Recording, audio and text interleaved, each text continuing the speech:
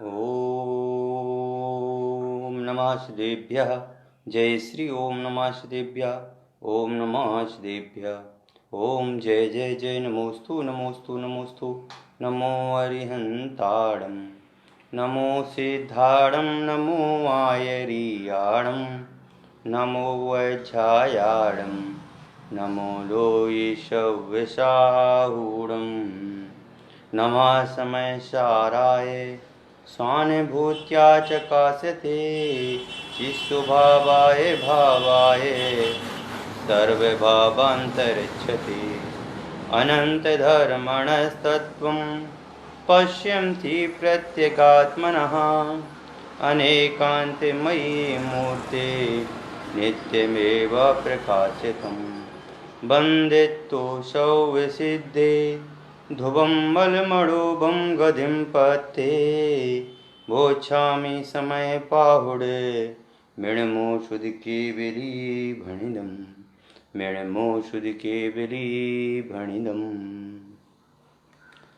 आज अपनी चर्चा समयसार ग्रंथाधिराज पर चलनी है, जिसमें कि समय का स्वरूप बताया गया है कि समय क्या है और उस समय का स्वरूप क्या है। इस संबंधी चर्चा दूसरी गाथा में है, हम एक बार उसको पढ़ लेते हैं। जीवो चरेत दंसन णाणठिदोतं हि सा समयं जाने पुग्गलकं बबदेशे इट्ठियं चातं जान पर समयं। कि जो जीव सम्यक दर्शन, सम्यक ज्ञान एवं सम्यक चारित्र में स्थित होता रहता है, उसे निश्चय से सो समय कहते हैं। तथा जो जीव पुद्गल कर्म प्रदेशों में स्थित रहता है, पुद्गल कर्म प्रदेशों को अपना मानता है, उसके लिए क्या कहते हैं? पर समय कहते हैं। जो पुद्गल की वस्तु है, उस पुद्गल की वस्तु को जो अपना मानता है, उसको पर समय कहते हैं। एक बार इसका जो भावार्थ रूप में जो श्लोक बना है उसको पढ़ते हैं।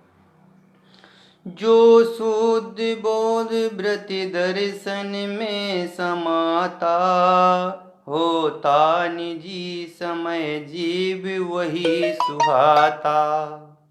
रागादिक रसिक वो निज को भुलाया माना गया समय में समया पर आया। कह रहे हैं कि जो भैया अपनी निःशुद्धात्मा में चला जाता है, जो अपनी निःशुद्धात्मा का अनुभव करता है, और अभी तो इसमें और अच्छी बात आने वाली है। प्रत्येक गाथा में एक से एक चढ़ करके बात आएगी, आपको इतना अनुभव रस मिलेगा। इसमें तो केवल ये बताया है कि भैया जो सम्यक दर्शन, जो सो समय किसे कहा इस गाथा में? जिसको सम्यक दर्शन हो गया हो भैया, जिसको ज्ञान हो, चारित्र हो, जो तीन गुणों का आधारी हो, उसे सो समय जानना। और यहाँ जो भावार्थ किया उसमें क्या कहा है कि अपनी आत्मा को जानना सो समय है। परंतु परद्रव्यों को अपना मानना वह क्या है? पर समय है। यहाँ तो भैया बहुत मार्मिक बिंदु है आज का। यहाँ समय के शब्द के उसमें बताया है कि जिसमें परिणमन भी होता है और जानता भी है, वह सो समय है।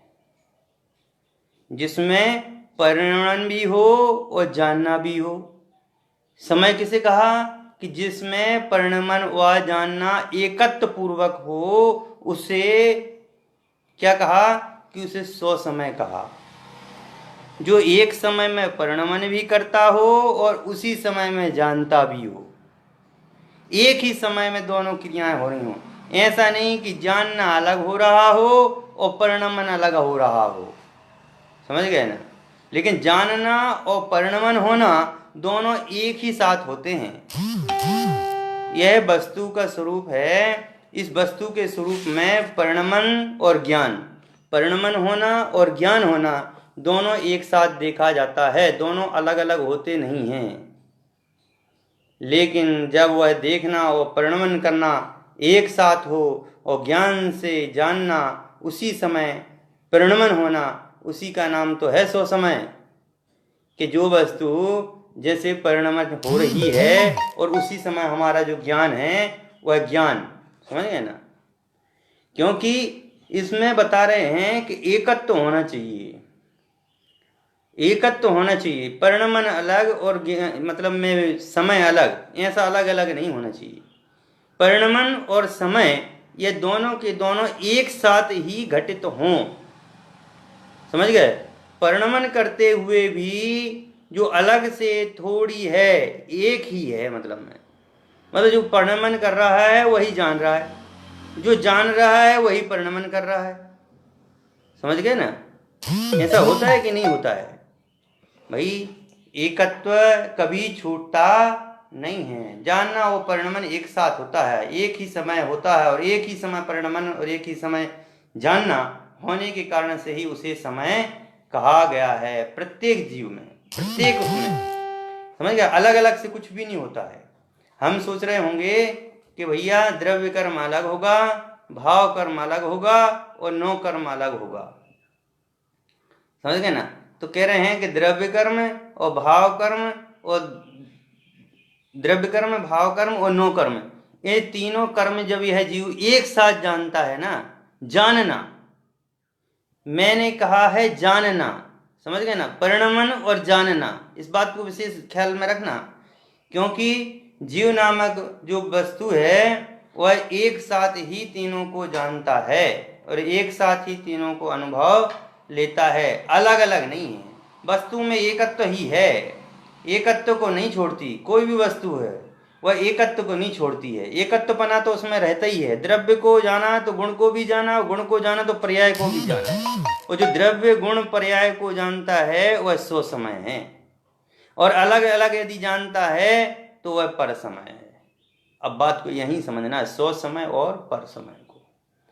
यदि जैसे कि शक्कर है, शक्कर है तो बताइए वह मिठाई मीठी है कि नहीं है? बोलो, शक्कर मीठी है कि नहीं है? है। तो शक्कर सुगंधित है कि नहीं है? सुगंधित भी है। तो शक्कर रंग वाली है कि नहीं है? वैसी भी है। अच्छा, आत्मा में तीनों चीजें, आत्मा सुगंध देने वाली भी है, मीठी भी है और रंग वाली भी है। तो आत्मा तो तीनों प्रकार की हो गई। तो वैसे ही कह रहे हैं कि आत्मा में उत्पाद भी है, आत्मा में व्यय भी है और आत्मा में द्रव्य भी है। जब यह उत्पाद, व्यय, द्रव्य ये तीनों जब एक साथ होते हैं, वहां पर बता रहे हैं वो जो जानना है, अनेकांत वस्तु से जानना जो है वह क्या है? वह सो समय है। बात बहुत गंभीर है, इसको बहुत सरल रूप में समझो कि एक वस्तु को जानने के लिए, समझ गए ना, उसमें एकत्वपना रहता ही है, चाहे कुछ भी हो जाए। उसका एकत्वपना उससे दूर नहीं होता। यदि उसका एकत्वपना उससे दूर हो जाएगा तो वो वस्तु ही नहीं रहेगी। शक्कर में मीठापन है, शक्कर में सुगंधपना है, शक्कर में जो रूप, रंग, आकार, प्रकार है वह एक साथ ही रहते हैं, अलग अलग से नहीं रहते हैं कि कभी तो सुगंधपना अलग हो जाएगा और वस्तु का रंगपना अलग हो जाएगा और वो चीज़ अलग हो जाएगी। कह रहे हैं ऐसा नहीं है भैया, यह तो अनेकांत जो है, अने वस्तु जो है अनेकांत सिद्ध है, अनेकाकार एक है। क्या कहा मैंने? अनेकाकार एक है, अनेक होने पर भी एक है, समझ गया। और आकार शब्द का अर्थ क्या है? अनेक आकार। आकार का मतलब यहाँ कोई मॉडल की बात नहीं की जा रही। आकार का मतलब में है निर्णय। आकार का अपने जो आध्यात्मिक ग्रंथ हैं, उन आध्यात्मिक ग्रंथों में आकार शब्द का अर्थ निर्णय होता है। तो निर्णय, निर्णय किसका? तो ज्ञान का। तो जिसमें ज्ञान का निर्णय हो वह आकार, और जिसमें दर्शन किसे कहा? दर्शन वह है जिसमें आकार का वर्णन नहीं हो, उसका नाम क्या है? दर्शन है। जैसे अनेकाकार रूप एक मैं हूं मैं एक के नहीं हूं, देखते हैं, सिद्ध करते हैं। जैसे मेरा घर, मेरा पुत्र, मेरी पत्नी, मेरे परिवार वाले, मेरा ये, मेरा वो, मेरा वो, ये सब होने पर भी मैं एक हूं कि नहीं हूं? भाई अनेकाकार में एक की सिद्धि करना है तो मेरा घर, मेरा परिवार, मेरे पुत्र, मेरी स्त्री, मेरा घर, मेरा धन, मेरा दौलत, मेरा ये, मेरा वो, मेरा ये सब होने के बाद में भी मैं हूं कि नहीं हूं? समझ गए ना? तो मैं जो पना है वो मैं हूं पना जो है वही तो मैं हूं। मतलब मेरा घर, पुत्र, मकान, ये सब होने पर भी एक ही हूं मैं कभी उन रूप परिणमत नहीं हुआ। और समझो, इस स्पष्ट समझाते हैं। यदि कहीं पर 10 लोग हों और 10 लोग यदि एक साथ दर्पण में झलकें तो दर्पण एक ही है कि अनेक हो गए? भाई मेरा घर, मेरा पुत्र, मेरा मकान, मेरी स्त्री, मेरे बच्चे, जो मेरा मेरा मैं कर रहा हूं, तो क्या मैं इतने रूप में अलग अलग हो जाता हूं क्या? अरे अनेक को जानते हुए भी, अनेक आकार रहते हुए, मतलब अनेक वस्तुओं का ज्ञान होते हुए भी मैं एक रहता हूं, शुद्ध आत्मा। एक दर्पण 10 लोगों को अपने प्रतिबिंब में झलकाता है, 10 लोगों को अपने प्रतिबिंब में झलकाने के बावजूद भी वह दर्पण जो है एक ही रहता है, वो दर्पण 10 नहीं हो जाता है। समझ में आया ना? तो ये है अनेकाकार में एक रूपता। तो ये बिल्कुल हो गया कि भाई आकार मतलब में हो गया ज्ञान, ज्ञान का मतलब है स्पष्ट, जिसमें स्पष्ट निर्णय हो उसके बोलते हैं आकार, और जिसमें स्पष्ट रूप से वर्णन ना हो तो उसको बोलते हैं अनाकार। उसको क्या बोलते हैं? अनाकार। ज्ञान अनाकार होने पर भी एक ही है। अब ये भी बात बहुत गंभीरता से समझना। ज्ञान अनेक होने पर भी एक ही है। भाई ज्ञान जो है अनेक वस्तुओं को जानता है, अनेक वस्तुओं को जानता है कि नहीं? अनेक को जानने के बावजूद भी ज्ञान एक है कि नहीं है? जैसे मैंने किताब को जाना तो मेरा किताब रूप ज्ञान हुआ क्या? मैंने तुरंत ही इस पेन को जान लिया, तुरंत ही मैंने दूसरे पेन को जान लिया, तो क्या ये मेरे इतने रूप ज्ञान होगा क्या? कह रहे नहीं होगा भैया। अनेक को जानते हुए भी एक। और सरल उदाहरण से देखो, किसी लड़की की शादी हुई तो उस लड़की की शादी हुई तो उस लड़की को उस लड़के के हाथ में दे दिया। क्या कर दिया? पाणी ग्रहण। आप तो बोल रहे थे कि ये तो या ज्ञान जो है अनेकाकार है, तो ये वो जरूरी है कि वो होना ही चाहिए। समझ गए ना? इसको और अच्छे से समझे। देखो, ज्ञान अनेकाकार होने पर भी एक रूप है कि हाथ में देने से वह लड़की शादीशुदा मानी गई है। समझ गए ना? उसको उठाने की आवश्यकता नहीं है कि भैया मैं अपनी लड़की आपको देता हूं, तो मैं अपनी लड़की आपको देता हूं का मतलब क्या है कि वह जो है अनेकाकार रूप नहीं है, वह तो एक रूप ही है। मैंने हाथ में दे दी, चाहे दोनों हाथों में दे दी, बात एक ही है। ऐसे ही ज्ञान से चाहे मैंने 10 वस्तुओं को जान लूं, चाहे 50 वस्तुओं को जान लूं, पर वो ज्ञान तो रूप जो है वह एक ही है। आत्मा के द्वारा एक ही ज्ञान को समझा जाता है। समझ गए ना? दूसरा उदाहरण देखते हैं। कोई व्यक्ति है, किसी को यदि कोई गाल पे मारता है, समझ गए ना, तो किसने मारा? किसने मारा? तो कहोगे सामने वाले ने मारा। सामने वाले ने मारा कि उसके हाथ ने मारा? और उसके हाथ ने मारा तो तुमने वापस उसको अपने हाथ से क्यों मारा? हैं? गाल से ही मारते ना, गाल को मारा था ना तो गाल से ही मारते। अरे भैया ज्ञान जो है, जो ज्ञान है वह अनेकाकार रूप है, वह अनेक रूप में हमारे लिए स्पष्ट झलकता है। आत्मा का अनुभव इससे पहले नहीं होगा भैया। आत्मा का अनुभव करना है तो इससे सरल बात कोई नहीं है कि ज्ञान का अनुभव ज्ञायक का अनुभव है। ज्ञान का अनुभव चाहे यहाँ हो, चाहे ज्ञान का अनुभव यहाँ हो, ज्ञान का अनुभव ज्ञायक का अनुभव है। एक को जान लिया तो सबको जान लिया। मतलब एक शरीर हाथ में दे दिया तो इसका मतलब अपन ने उस लड़की को उनको शादी कर दी, इसका मतलब ये है। गाल पे मारा तो इसका मतलब है हमें मारा, समझ गए? ऐसे ज्ञान का अनुभव हुआ तो आत्मा का अनुभव हुआ। ज्ञान के अनुभव के बिना आत्मा का अनुभव बेकार है। इसलिए ज्ञान का अनुभव हुआ तो आत्मा का अनुभव हुआ ही समझो। ऐसे यहाँ पर कुछ बिंदु मैंने नोट किए थे। कह रहे हैं आत्मा का अनुभव इससे पहले नहीं होगा। यदि तुझे अपने ज्ञान का अनुभव नहीं होगा तो तुझे अपने ज्ञायक का भी अनुभव नहीं होगा, और ज्ञान का अनुभव ही ज्ञायक का अनुभव है, और इससे पहले तो तेरे को नहीं होने वाला है।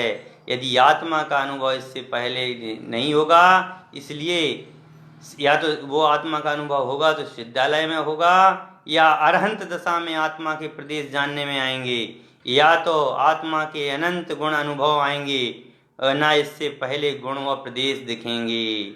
भैया यदि गुण और प्रदेशों को देखना है तो पहले अपने ज्ञान में ही आत्मा का अनुभव करना होगा, क्योंकि अरहंत सिद्ध अवस्था में ही ज्ञान आत्मा के गुण प्रदेश समझ में आते हैं। इससे पहले गुण प्रदेश समझ में नहीं आते हैं।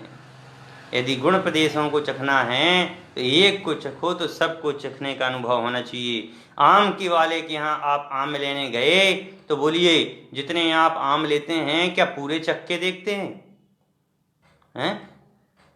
आम वाले के यहाँ जाते हैं तो पूरे आम तो चखते नहीं हैं, लेकिन उसके यहाँ एक वो आम रखता है, उसमें से वो एक बूंद आपको चखा देता है, और आप उसको में क्या करते हो कि उसको अनुभव करते हो, और उसको ज्ञान का जब अनुभव हो जाता है, वाह आम तो बहुत मीठा है। जब यहीं से बनेगा उसको ये ज्ञान होता है तो उस मतलब जो ये आम है और ये मीठा है ऐसा जब जानता है तो सम्यक दर्शन हो जाता है। जब उसका वो ज्ञान करता है तो सम्यक ज्ञान हो जाता है, और जब वो कहते हैं आह ये तो बहुत ही स्वादिष्ट आम है, तब ऐसा अनुभव करता है तो उसके लिए सम्यक चारित्र हो जाता है। भैया एक को कहने पर सबका ज्ञान हो जाता है। एक आम के एक बूंद रस को चखने के में पूर्ण रूप से रसों का ज्ञान हो जाता है, पूरे आम चखने की आवश्यकता नहीं होती है। ऐसी आत्मा के अनंत गुण हैं, अनंत अनंत गुण हैं, उन अनंत अनंत गुणों को चखने की आवश्यकता नहीं है। उन अनंत अनंत गुणों में से किसी एक गुण का अनुभव करना ही ज्ञायक का अनुभव है। समझ गए? एक को जान लिया तो सबको जान लिया। बोलिए, मैंने कहा दीदी भैया को मंदिर ले जाया करो। मैंने क्या कहा?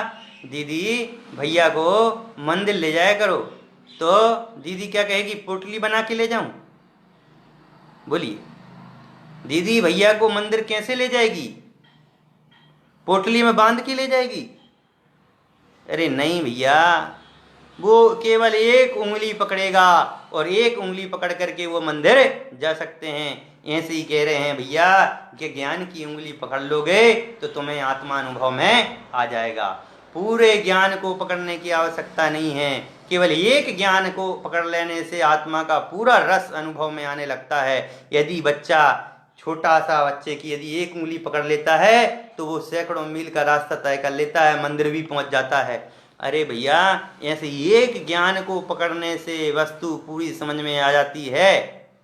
छोटा सा एक बूंद रस से, आम के एक बूंद रस से ज्ञायक का अनुभव हो जाता है। एक बूंद रस से ज्ञान हो जाता है कि भैया आम मीठा है कि खराब है। समझ गए? तो वही बात यहाँ पर वो स्पष्ट करते हुए कह रहे हैं। और भी देखो, यहाँ पर जैसे मैं बैठा हूँ और यहाँ से बैठे बैठे मैं प्रवचन कर रहा हूँ, और मैं प्रवचन करते करते आपको कह दूं प्रवचन सुना, तो किसने सुना? तो क्या बोलेंगे आप सभी? क्या बोलेंगे? अरे मैंने प्रवचन सुना। मैंने सुना प्रवचन? आपने कब प्रवचन सुन लिया भाई? आपके तो कान ने सुना। अरे पंडित जी, कान ने सुना है, यही तो है कि एक ने सुना है तो सर्वांग ने सुना है। अरे कान तो माध्यम है, तुम्हारे ज्ञान ने इस बात का अनुभव किया है और ज्ञान ने अनुभव करने के कारण से उसको पकड़ लिया। यही भेद विज्ञान है, समझ गए? कि भैया ये कान नहीं सुनता है, ये तो सुनने वाला तो जो है ये आत्मा है। अरे कान व हम जुदा जुदा नहीं है, हमारा और कान का संबंध तो एक क्षेत्रावगाह संबंध है। कान अलग है और मैं अलग हूं, ऐसा नहीं है। अरे ज्ञान तो कान से भी जाए या हाथ से भी जाए या दृष्टि से भी जाए, वो तो ज्ञान है, और ज्ञान कहीं से भी हो वह एक क्षेत्रावगाह ही रहता है। एक क्षेत्रावगाह होने पर भी, अब देखो नया प्रश्न उत्पन्न हुआ कि भाई एक क्षेत्रावगाह है, तो कह रहे एक क्षेत्रावगाह होने पर भी हम एक क्षेत्रावगाह नहीं, इससे भिन्न हैं। हमारा जो नजरिया है वह हम एक क्षेत्रावगाह, हमारा शरीर जो है 6 द्रव्यों के साथ में रहता है कि नहीं रहता है? पुद्गल, धर्म, अधर्म, आकाश, काल, द्रव्य कर्म, भाव कर्म, नो कर्म, इन सब के साथ में रहता है। इन सब के साथ में रहते हुए भी मेरा स्वरूप बिल्कुल भिन्न है। भाई एक क्षेत्रावगाह होने पर भी मैं भिन्न, मैं अपने परिवार में 10 लोगों के बीच में रहता हूं, लेकिन 10 लोगों में भी उन 10 लोगों से भिन्न हूं भैया। मेरा क्या एक आत्मा उन 10 लोगों के साथ में मिला नहीं है कि मिल गया? बोलो। मेरा शरीर इस आत्मा से अनादि से मिला हुआ दिख रहा है, परंतु कभी आत्मा शरीर से मिला हुआ नहीं है। हमारा आत्मा और हमारा शरीर ये दोनों भिन्न भिन्न हैं। बोलो, एक उदाहरण द्वारा समझ लेते हैं एक क्षेत्रावगाह संबंध को। देखो क्या समझते हैं एक क्षेत्रावगाह संबंध को।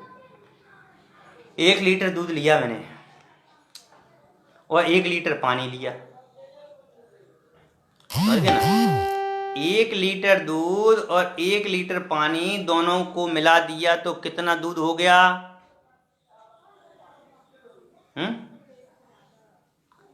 भाई 1 लीटर पानी और 1 लीटर दूध, इन दोनों को जब मैंने मिलाया तो कितना हो गया?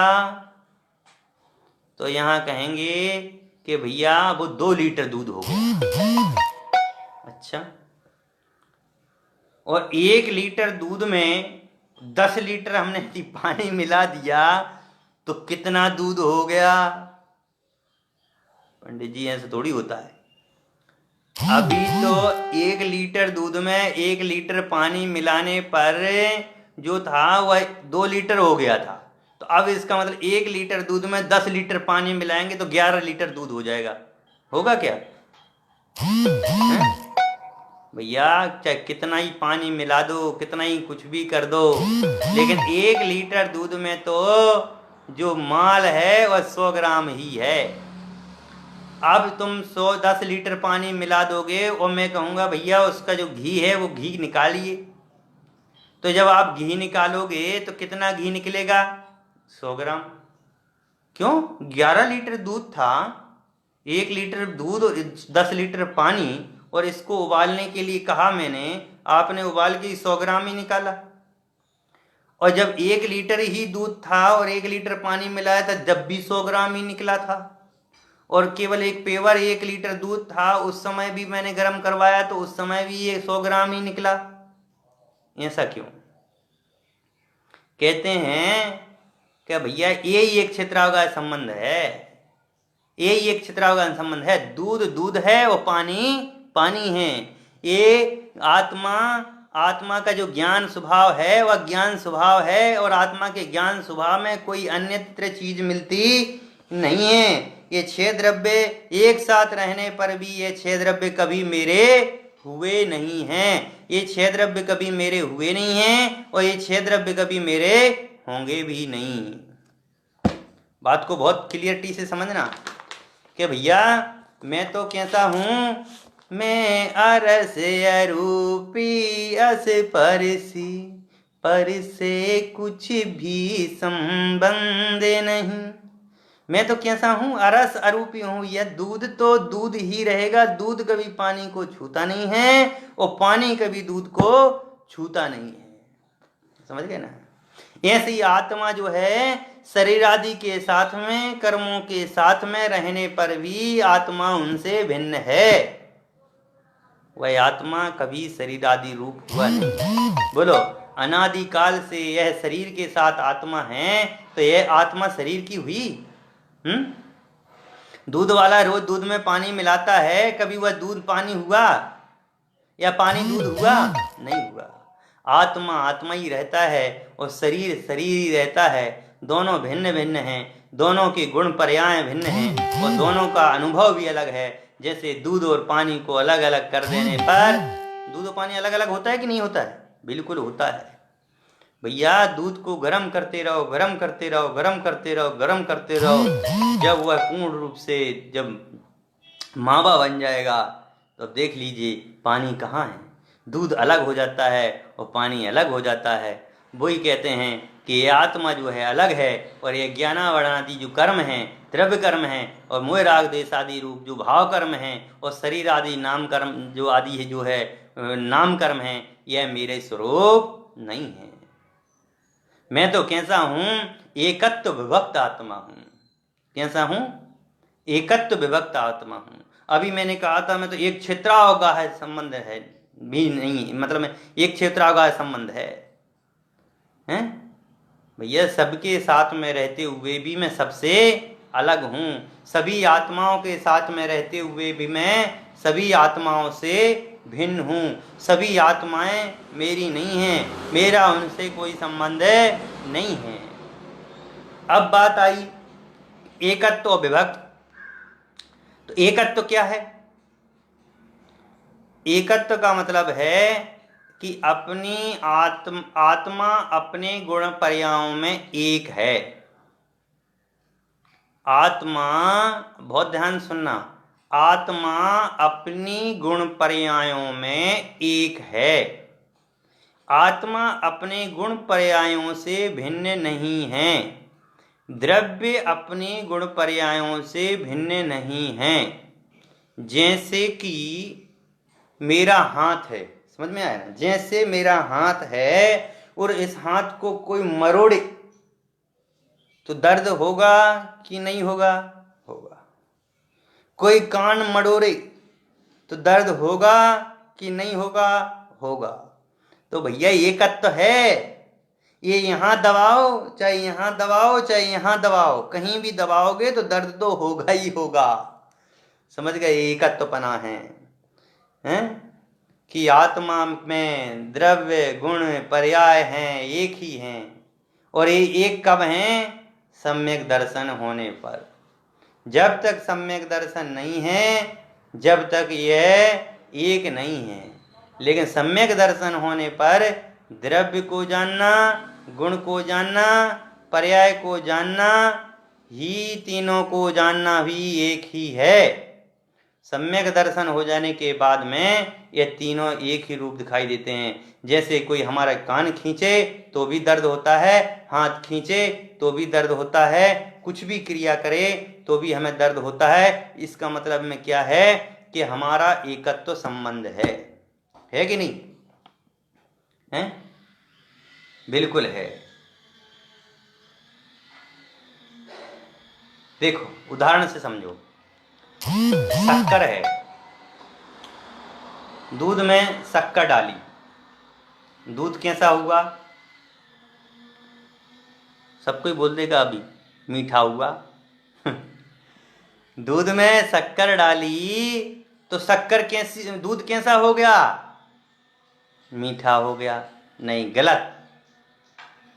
यहां भैया अपन समय सार पढ़ रहे हैं, समय सार ग्रंथादिराज को पढ़ रहे हैं। ये छोटी पतली बात नहीं पढ़ रहे हैं, हैं? ये तो सबको पता है कि दूध में शक्कर डालोगे तो मीठा हो जाएगा, हैं? अरे एक क्षेत्र में रहने पर भी दूध कभी शक्कर हुआ नहीं और शक्कर कभी दूध हुई नहीं। ये देखना है, हमें तो भेद विज्ञान देखना है भैया, हमें तो भेद विज्ञान की बात करनी है, अपने आत्मा के अनुभव की बात करनी है। हमें दूध और शक्कर में मिला के मीठा थोड़ी करना है, हैं? यहाँ भेद विज्ञान की बात हो रही कि अरे हमारा ज्ञायक आत्मा तो शरीर रूप कभी हुआ नहीं और शरीर रूप कभी हुआ नहीं और शरीर कभी आत्मा रूप हुआ नहीं। शरीर शरीर रूप ही रहा और आत्मा आत्मा रूप ही रहा। दूध में शक्कर मिलाई तो शक्कर दूध रूप ना तो कभी हुई है और ना कभी तीन काल में होगी। इंद्रियां कह सकती हैं कि भैया शरीर और मतलब ये दोनों तो मिले हुए दिख रहे हैं, हमें तो समझ में नहीं आ रहा है कि शक्कर कौन है और दूध कौन सा। अरे भैया शक्कर और दूध बिल्कुल अलग अलग है। इसी प्रकार आत्मा आत्मा है, शक्कर शरीर शरीर है, ये दोनों भिन्न भिन्न हैं। जब इतना जान लेते हैं तो सम्यक दर्शन हो जाता है। सम्यक दर्शन होने के लिए कोई और चीज की आवश्यकता नहीं है, केवल हम जो कार्य करते हैं उसी कार्य में हमें सम्यक दर्शन हो जाता है। भैया दूध दूध है, शक्कर शक्कर है, आत्मा आत्मा है, शरीर शरीर है। जब ऐसा भेद विज्ञान हमें प्रकट हो जाता है, समझ गए, तब हमारे लिए क्या होता है, सम्यक दर्शन होता है। हैं? मैं भिन्न हूं, किससे भिन्न हूं? मैं राग आदि से भिन्न हूं। जिस दिन बस इतना समझ में आ गया उस दिन सम्यक दर्शन हो गया। मैं राग आदि से भिन्न हूं, बस इतना जिस दिन समझ में आ गया उस दिन सम्यक दर्शन हो गया। भैया अपन को देखो, अपन ने भी द्रव्य गुण पर्याय देखी थी ना, ऐसी अपन तीन चीजें फिर देखते हैं। मैं रोज खाना बनाता हूं और खाने में मैं हल्दी डालता हूं, नमक भी डालता हूं और मिर्ची भी डालता हूं। किस में डालता हूं? सब्जी में। सब्जी में मैंने नमक भी डाला, मिर्ची भी डाली और हल्दी भी डाली। अब सब्जी का उसमें से जो झोल बनाया, मतलब झोल क्या वो बोलते हैं, सब्जी का रसा, जो रसा या झोल जो भी बोलते हैं, अपनी अपनी भाषा में बोल सकते हैं कि सब्जी में जो झोल बनाया, वह जो झोल है उसका एक बूंद टेस्ट किया मैंने तो उसमें क्या आया? हल्दी का, नमक का और मिर्ची का। ये बताइए, नमक का स्वाद में हल्दी का स्वाद आया या हल्दी के स्वाद में नमक का स्वाद आया या मिर्ची के स्वाद में कभी नमक का स्वाद आया? हैं? कह रहे हैं भैया ये तो बिल्कुल कभी नहीं हुआ। नमक का स्वाद में तो नमक का ही स्वाद आएगा और मिर्ची के स्वाद में मिर्ची आएगी और हल्दी के स्वाद में हल्दी आएगी। सब्जी को आप कितना गोल मोल दीजिए तब भी पे हुआ, कभी ऐसा नहीं है कि मिर्ची जो हल्दी हो जाएगी या हल्दी मिर्ची हो जाएगी और मिर्ची नमक हो जाएगी। समझ में आया ना? वह तो नमक ही रहेगा, मिर्ची मिर्ची रहेगी और हल्दी हल्दी रहेगी। तीनों की अवस्थाएं द्रव्य कर्म हैं वह ज्ञानावरण आदि कर्म हैं। ज्ञानावरण दर्शन आवरण भेदनी मोहिनी आयु नाम गोत्र, समझ गए ना? भाव कर्म मोह राग देश आदि के परिणाम, नो कर्म हास्य रति आरति शोक भय आदि परिणाम। ये परिणाम कभी एक में एक हुए क्या? समझ गए? ये एक में एक नहीं होते हैं। हल्दी का रस, हल्दी का टेस्ट अलग रहेगा, मिर्ची का अलग रहेगा और नमक का अलग रहेगा। हम इनको कितना ही मिक्स कर दें लेकिन इन तीनों का स्वाद तो अलग अलग ही निकलेगा। द्रव्य कर्म अपना काम करता है, भाव कर्म अपना काम करता है और नो कर्म अपना काम करता है, अज्ञायक आत्मा अपना काम करता है। ऐसी आत्मा है कि चाहे कुछ भी हो, उस आत्मा का जो अनुभव है वह अलग ही है। ऐसे आत्मा मोह राग देश रूप नहीं हुआ, ऐसा जानना तो ही तो सम्यक दर्शन है। और देखिए विभक्त, एक कत तो हो गया, अब देखिए विभक्त। विभक्तपना क्या है? एक लड़का है, बहुत छोटा लड़का है और उस छोटे से लड़के को जन्म होते ही किसी कोरी को दे दिया। कोरी मतलब हरिजन।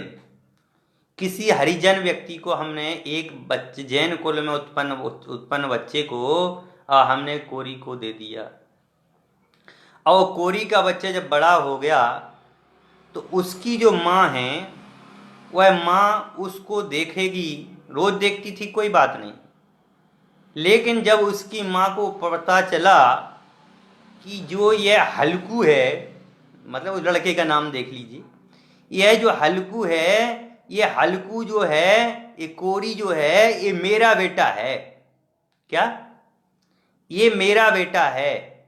तो उस समय आप ये बताइए वह माँ क्या करेगी? फिल्म जैसा रोल करेगी क्या? हैं? अरे फिल्म में भी बहुत बढ़िया रहती है, हैं? फिल्म में भी इतना नहीं करते हैं कि भैया ये हल्कू है, अब इस हल्कू के लिए हैं सबसे पहले इसका डीएनए चेक कराएंगे, फिर उसके बाद में ये हल्कू है, इसको मंदिर के दर्शन कराने ले जाएंगे, ये हल्कू के लिए, कोरी के लिए शुद्ध पानी, जल इत्यादि का नियम दिलाएंगे, मंदिर जाएंगे, नवोकार मंत्र सिखाएंगे। उसके बाद में जब ये पूर्ण रूप से भक्ष अभक्ष का निर्णय कर लेगा तब मैं इसको अपना बेटा मानूंगा। ऐसी जो बात है, क्या ये सही है? बताइए, क्या वो माँ इतना करेगी? कह रहे हैं भैया वो माँ इतना नहीं करेगी। अरे फिल्मों वाली माँ को देखता है हम, या हम पिक्चर देखते हैं तो हम देखते हैं कोई माँ का बच्चा बिछड़ जाए, वो बड़े में जाकर के वो मिल जाए तो माँ जाते दौड़ से जाती है और उस बच्चे को अपने गला लगा लेती है, कहती या मैं तो यही मेरा बच्चा है, मेरा बच्चा तो यही है, मेरा ही बच्चा है, भले वो हरिजन के पास रहा हो पर मेरा बच्चा है। ऐसे ही जब यह आत्मा का अनुभव होता है, जब ज्ञान जो है, ज्ञान का जब अनुभव होता है तो वहां पर ज्ञेय की बुद्धि नहीं रहती है। ज्ञान का अनुभव होने पर वह माँ जाएगी और उस कोरी को, उस हरिजन के बच्चे को अपने गले लगा लेगी, क्योंकि वह हरिजन का बच्चा उसका खुद का बच्चा है। वहां पर वह निर्णय नहीं करेगी अरे मैं पहले कोर्ट जाऊंगी, फिर कोर्ट से लिखा पढ़ी कराऊंगी, ये मेरा बच्चा है, ये मेरा बच्चा। अरे भैया इतना विकल्प कोई नहीं करता है, इतना विकल्प कोई नहीं करता है भैया। वहां तो केवल एक ज्ञायक का विकल्प रहता है कि यह जो इसके जो विकार आदि जो परिणाम हैं ये इसके नहीं है, बस। हैं? लोग क्या कहेंगे, समझ गए ना? लोग क्या कहें? अरे लोग कहते रहें जो कहना है, समझ गए ना? लेकिन यह तो जो ज्ञान ज्ञेयों को, राग को, मोह को जानने पर भी एक है, समझ गए ना? ज्ञान जो है ज्ञेयों को, राग को, मोह को जानने पर भी एक ही है। यह कोरी का बच्चा है जो मैंने पहले दिया था, लेकिन ये मेरा बच्चा है। वहाँ पर वह राग आदि के परिणामों को नहीं देखता है, वहाँ तो केवल वह ज्ञायक के परिणामों को देखता है। और जिसको अपने ज्ञायक के अनुभव की परिणामों की बात समझ में आ जाती है, उसको ज्ञेय मोह राग द्वेष से कोई मतलब नहीं होता है। और जिसको ज्ञेय मोह राग द्वेष से मतलब नहीं होता है, वह अपने को जानता है। और जो अपने को जानता है उसको पर की कोई आवश्यकता नहीं होती। पर की क्या परवाह करना भैया, पर की क्या परवाह करना है भैया? अपने को जान लिया, अब दूसरे क्या कर रहे हैं हमें उससे क्या लेना देना है भाई? अपने को जानना ही अपना धर्म है, अपने को जानना ही एकत्व विभक्त आत्मा को जानना है। समझ में आया ना? कह रहे हैं 100 से एकत्व होता है और पर से विभक्त होता है, लेकिन जो 100 और पर से विभक्त नहीं है और कौन है? समझ गए? जो 100 और पर में भेद विज्ञान मतलब भेद नहीं करता है, वह आत्मा है भैया। ये आत्मा की, मैं तो और कठिन बात बोल देता हूँ, ये ज्ञान, दर्शन, चारित्र ये भी आत्मा के नहीं हैं, ये भी पर्याय हैं। अभी जब अपन चर्चा करेंगे ना इसमें आगे, जब ये चर्चा करेंगे तो इसमें समय सार की और आगे की गाथाओं में इस संबंधी चर्चा आएगी कि भैया ये जो तुम मानता है ना, ये ज्ञान मेरा है, दर्शन मेरा है, चारित्र मेरा है, मोह मेरा नहीं है, राग मेरा नहीं है, द्वेष मेरा नहीं है, शरीरादि मेरे नहीं है, पर द्रव्य मेरे नहीं है, पर से भिन्न हूँ। अरे भैया वहाँ पर तो भेद ज्ञान ही नहीं, भेद विज्ञान, भेद जो नाम की जो चीज है वो है ही नहीं है। वहाँ तो केवल एक ज्ञायक का अनुभव की बात है, और वह ज्ञायक का अनुभव 100 में होता है बस। इस शुद्ध निश्चय नहीं की अपेक्षा से यहाँ पर कथन किया जाता है कि वह जो आत्मा का अनुभव है वह पर में आवश्यकता नहीं है, पर में जाने की कोई वहाँ आवश्यकता नहीं है, वह तो अपने में होता है और अपने से होता है।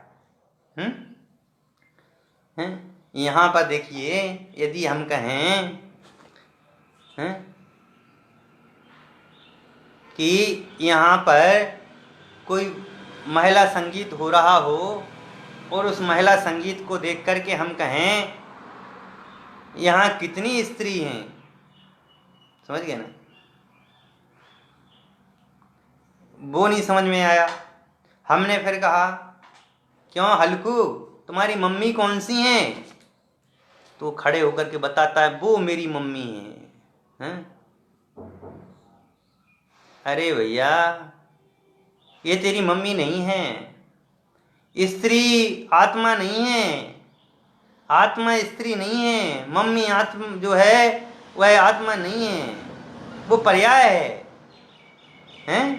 यही भेद विज्ञान है, यही भेद विज्ञान है, समझ गए ना। इसलिए आत्मा को स्त्री आदि से अलग देखना चाहिए। आत्मा में स्त्री नाम की कोई पर्याय होती नहीं है, आत्मा में स्त्री नाम का कोई पुरुष शक्ति होती नहीं है। आत्मा तो आत्मा ही रहती है, आत्मा किसी तीनों कालों में वह आत्मा ही रहती है, आत्मा से भिन्न और कोई वस्तु होती नहीं है भैया। आत्मा जो है राग से, रूप से, द्वेष से, मोह से कभी रागी द्वेषी मोही नहीं हुआ है भैया। दाल में नमक डालेंगे तो दाल कैसी हो जाएगी? मैं तो बार बार उदाहरण से बताता हूं आपको ताकि विषय बिल्कुल परिपक्व हो जाए। दाल में आपने नमक डाला तो दाल कैसी हुई?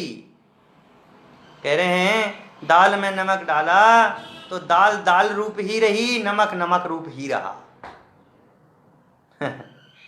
बड़ी कठिन बात है। मतलब मैं समय सार बहुत स्पष्ट बात करता है, इसमें कहीं पर भी किसी प्रकार का भेद वो नहीं है। कह रहे हैं कि दाल दाल रूप ही रही और नमक नमक रूप ही रहा।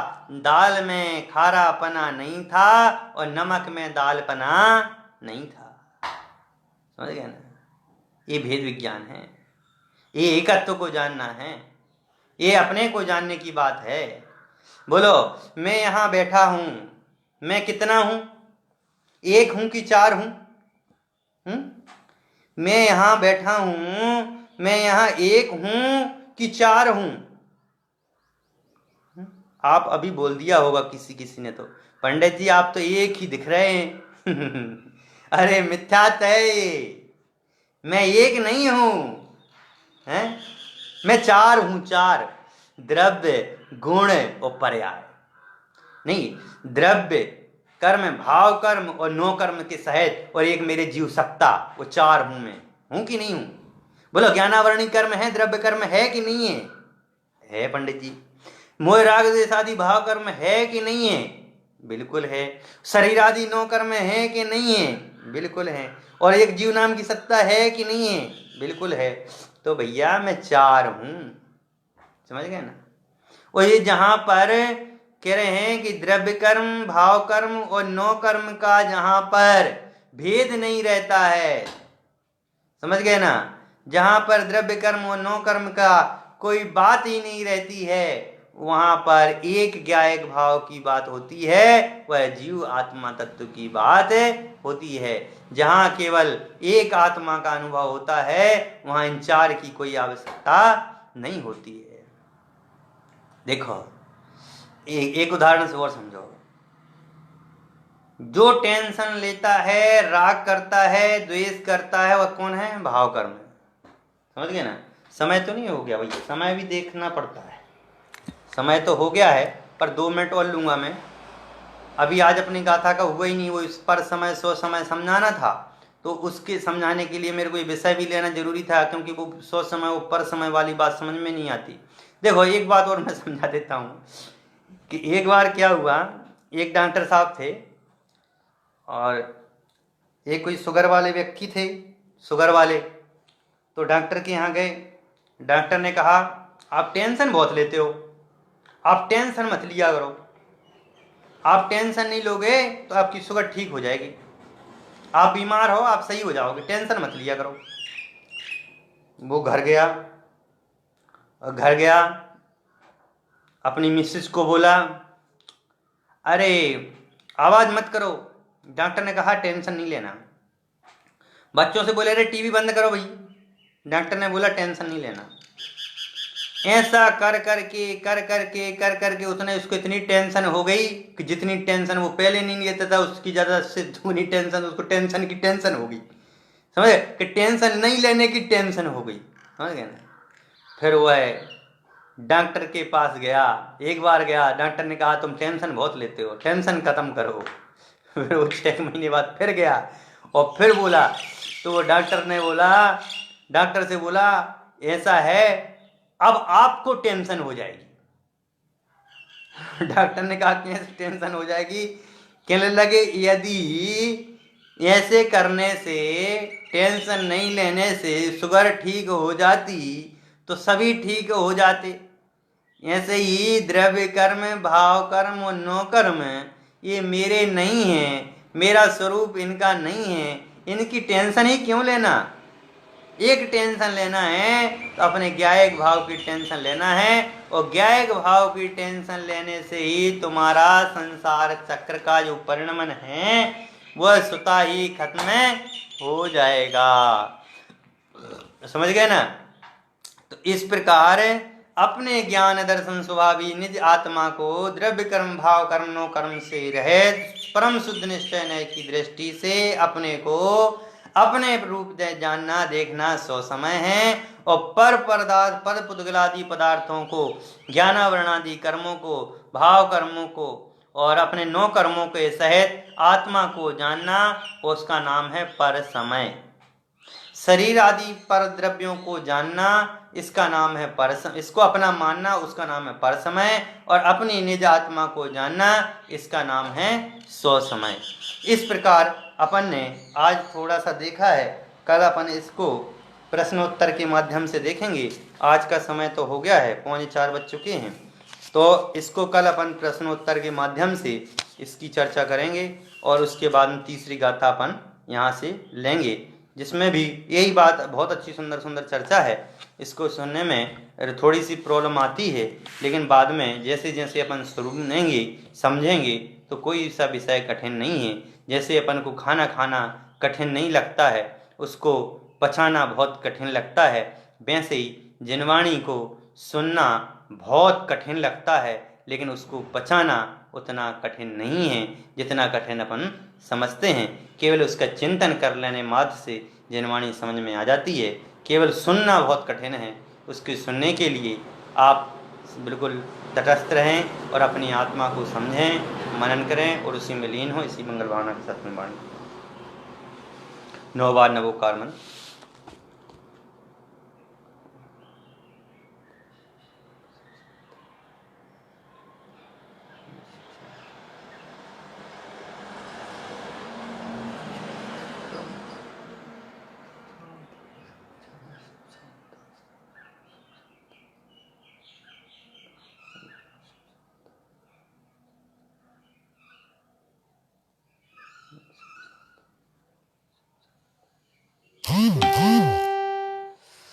जय हो, जय हो।